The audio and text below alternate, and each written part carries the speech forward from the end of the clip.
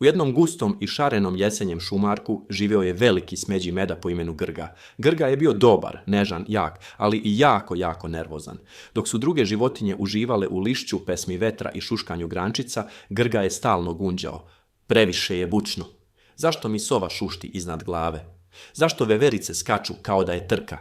Bio je veliki, ali ga je svaka sitnica izbacivala iz takta. Jednog dana sedeo je ispod drveta i rekao: dosta, ja idem da pronađem pravo mesto za mir, gde nema nikog, gde ništa ne šušti, gde mogu da budem sam i da uživam. I tako je krenuo. Prvo je došao do livade pune cveća. Tamo su letele pčele i sve miriše na med. Grga je legao, zatvorio oči. Ali onda bzzz, bzzz. Ne, previše zuji. Viknuo je i nastavio dalje. Zatim je došao do reke. Voda je tiho žuborila, ptice su cvrkutale. Ovo je već nešto. Ali onda je iz grmlja iskočila žaba i krek, krek!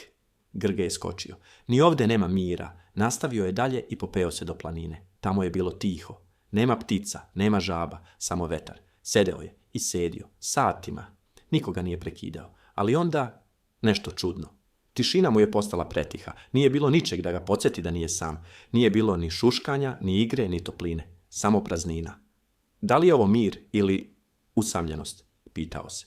U tom trenutku začuo je poznat glas. Meda, bio je to Zec Ril, njegov stari prijatelj. Došao je zadihan sa poklonom, šuškava krofna sa orasima.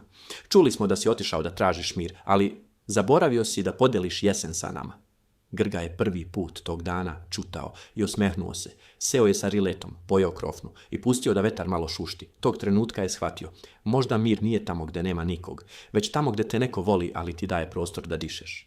Sljedećeg dana Grga se vratio u šumu, ali više nije gunđao. Kada bi čuo sove, samo bi zatvorio oči. Kada bi veverice trčale, pomislio bi: ja sam nekad bio takav.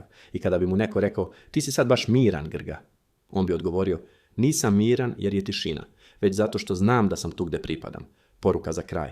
Pravi mir nije kad sve utihne, već kad ti u sebi prestaneš da bežiš od buke. Jer ponekad najlepši mir šuška.